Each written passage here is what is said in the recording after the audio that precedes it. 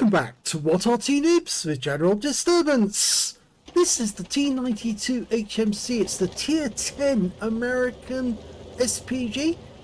It's located on the north spawn of Tundra, and this one is under the command of Deathnub.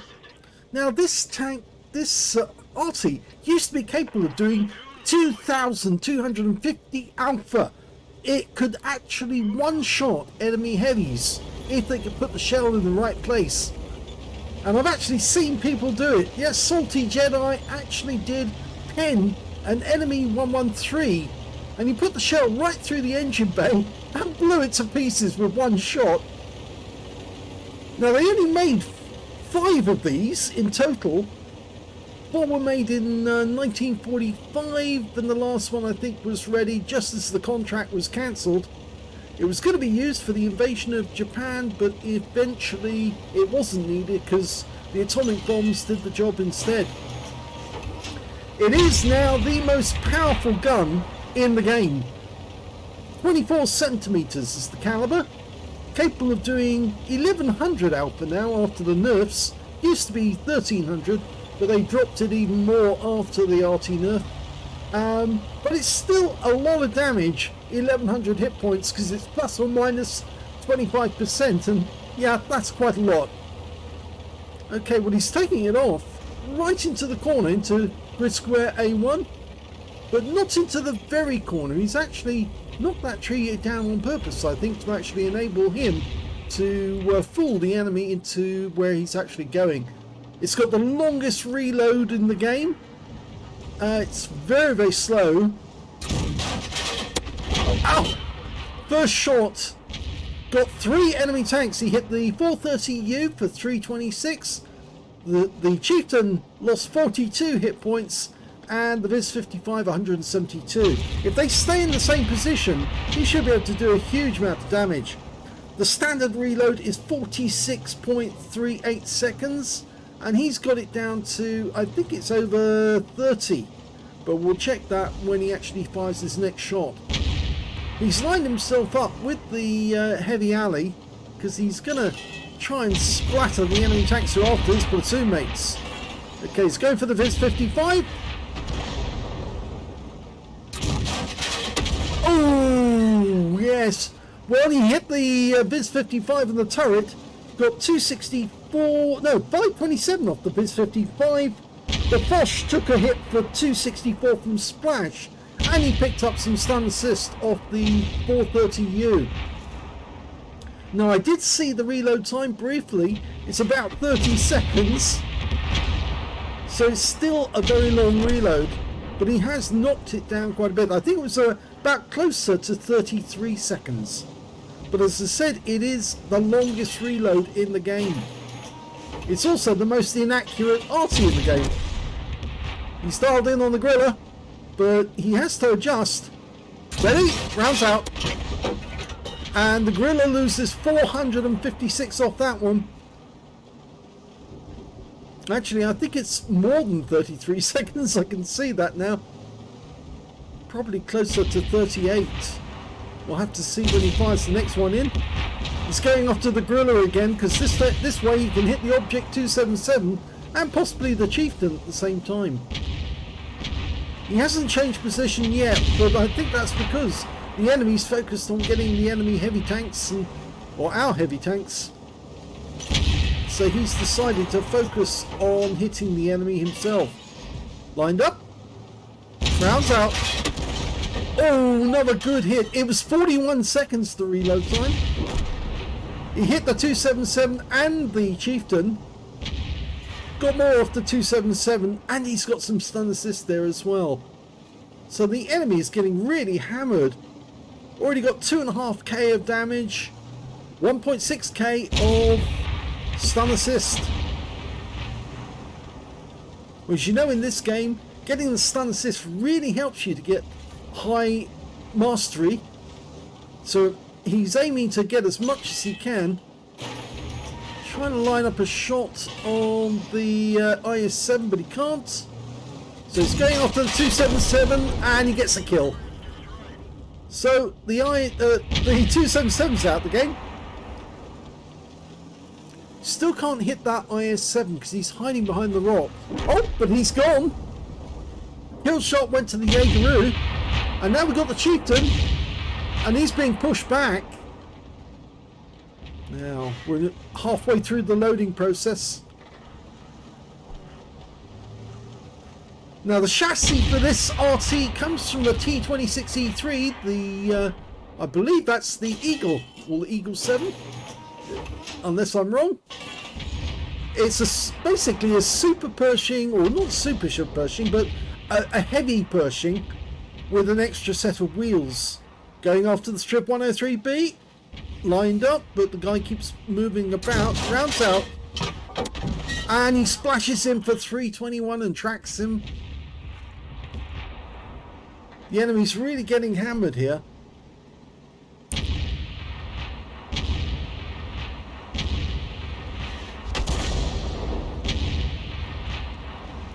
That E4 is suffering a lot. Progetto just unloaded all his shells in, went for the ram kill and got it. Now we need to hit that strip, but no, he's changed his mind. You can't hit the Chieftain. But if they spot the strip again, he should be able to put a round near it. He's just using the mini-map to work out where it might be.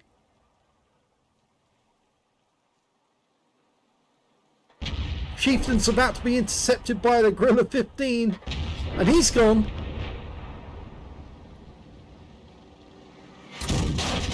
And the strip takes another hit for 265. We're still waiting to see both the enemy RT, a GWE100 and another T92. The Progetto's just unloaded his shells. We're going after the T92. GWE100 just shotgunned our Gorilla 15. But he's about to suffer, and so's the T92. So we're hitting the GWE100 if we're loaded in time. We probably won't be, because I think that Progetto's about to finish his loading, and that's the end of the game.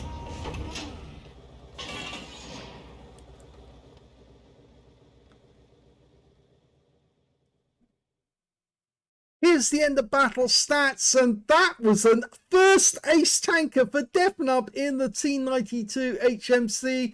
You know it's his first one because he's got the scrolls underneath, and you only get that the first time. So congratulations, Deathnub, on your first ace in the top Arty in the game.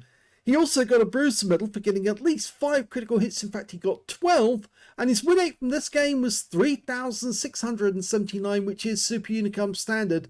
And it was a very nice score because he actually managed to hit a lot of enemy tanks, which were gathering together. So each shot was actually hitting more than one tank, except of course when he was shooting at the Shriv, and of course the other enemies that he fired at outside the alley, the heavy tank alley.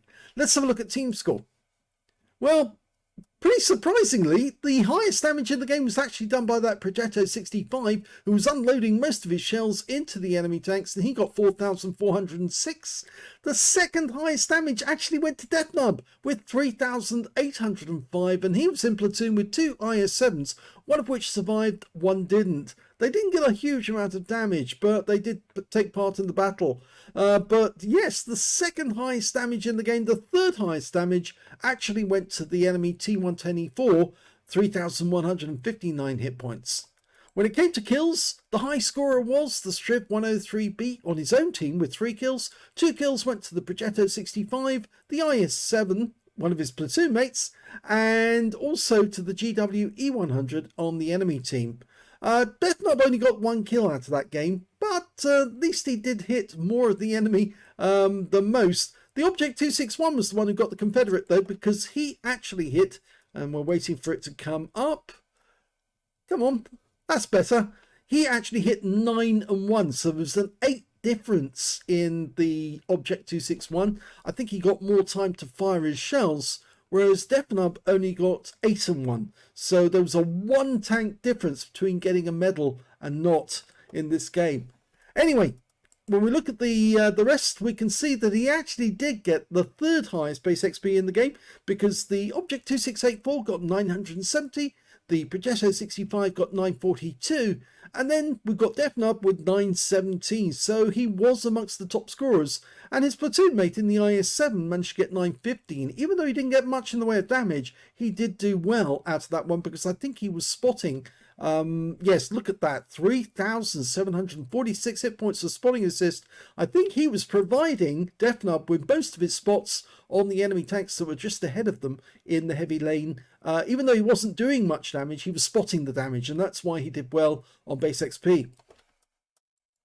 Deathnub fired only 7 rounds in the game, but considering how long it takes to reload this Arty, that's not bad.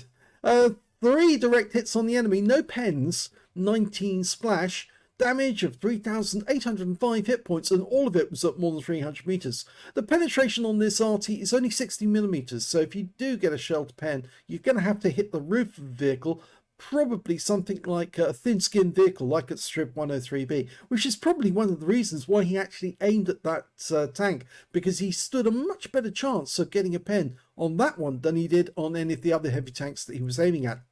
8 enemy vehicles damaged, 1 killed. So yeah, missed out on it by 1 tank. If he hadn't actually killed the enemy tank that he did kill, then actually he would have ended up with enough to get the Confederate.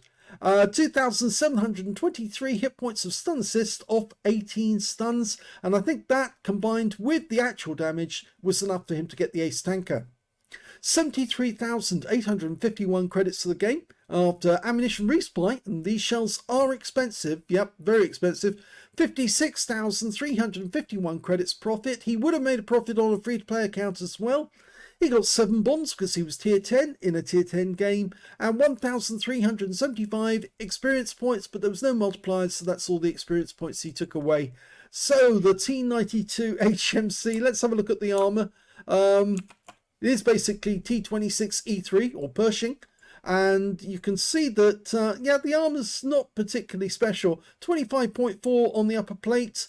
Remember, this is a tank in reverse, by the way, as well, with the gun at the front and the engine at the rear. Well, the engine's at the front, rather, the guns at the back. We've got 25.4 millimeters on the lower plate, and you see these 2 humps here. Well, one's actually for the driver, and the other one is technically for the commander, because the commander is actually inside the vehicle controlling it, whereas the crew's actually working the back. The actual number of crew is normally 8, but there's not 8 on this game, not in the game, no, but there are 2 loaders on this one. You'll see them where we see the modules. But looking at it straight away, you'd say, well, not much in the way of armor, but it is a very big and a very heavy Arty. It's 61 tons in weight. The armor on the side of the vehicle, 12.7, only to stop machine gun bullets and the like. It's not really supposed to be close to the front. It's actually designed to be able to fire 14.3 miles or 23.09 kilometers. So it's supposed to be somewhere away from the front. And the gun shield, well, it's an open Arty. You can see there they're working in open cockpit. It's only to stop shell splinters if you get counter battery fire. But it does have a huge spade at the rear to dig in and transfer the recoil. Now, if we have a quick look at the, we'll have a look at the live module first. You can see that from the front, it's fairly easy to pen because it's not much in the way of armor. You're looking at, what, 50 millimeters for the upper and only 38 for the lower. The gun shield's only 15. So, yes, looking at it from the front, you'd say, well, fairly easy to pen. Let's have a look at the modules. Okay, there you go. It's a massive 24 centimeter gun. They did make a model, 2 of them, T93 gun motor carriages, which is basically the same vehicle, a Pershing chassis, actually carrying an 8-inch howitzer, and they were designed to work in conjunction with the big 24 centimeter howitzer, the M1 howitzer. The reason they actually made this SPG was because the towed 24 centimeter howitzer was actually just too difficult to handle because it was so heavy in weight. So they actually thought that if they actually put a motor underneath it, it'd be much more easy to put into the front. The driver's up front. In fact, this is a front-wheel drive American tank, which is kind of unusual because normally American tanks are driven from the rear sprocket. These ones have got a front sprocket. He's got a driver's mate, actually, not the tank commander. I thought it was the tank commander they put up here. But anyway, the engine's directly behind him, transmission is in front of him, and the engine is sandwiched between two fuel tanks. We can see at the rear there's two loaders, and there's one gunner on the left-hand side and the tank commander on the right-hand side, and there's two ammo racks. Now, the ammo racks aren't particularly big. Very small, actually, on either side, which are fairly easy to locate because all you have to do is look for where the gun shield is, and just slightly back from that on the gun shield you should be able to hit the ammo rack. But it's much easier really to try and hit the rear of the thing and detonate an HE round near the cockpit and kill all the crew in the vehicle, or just to land it on the engine deck, because remember, this vehicle has very thin top armor, so any shell that lands on the roof is likely to go through. You're more than likely going to pen this vehicle. So that's where everyone is. Two loaders. Yes, that's not a crew of... there's only four at the back there, two up front. So we're actually missing two actual crew that were in the real vehicle. But generally, when a T92 HMC was actually being used, it would have a truckload of crew to service the gun whilst it was firing, and it would take about a minute per round. So yes, it was a very big round. It would take the crew a long time to load it in, and there'd be one set of people working on the charges and a whole bunch of people working on the shell and a chute to actually shove the shell into the breech. So yes, it didn't fire that often, but the shells it did fire could do a hell of a lot of damage to the enemy. And as I said, this Arty does have the biggest alpha in the game until Wargaming nerfed it. And they nerfed it, and they kept nerfing it until it got down to 1100. Used to be able to knock out 2250, but as I said, it was capable of one-shotting enemy heavies. And we do have actual film of that, because I think we did a comparison a while back of what the T92 could do then and what it can do now. And I think it's a big difference, because you could literally wipe out enemy vehicles with one shot. So that's the modules on the T92 HMC. I hope you enjoyed this replay. If you did, please give this video a like. Do subscribe to my channel. Leave a little comment down below because it feeds the algorithm. And congratulations again to Deathnub for getting his first ace tanker in the T92 HMC. Thanks for watching.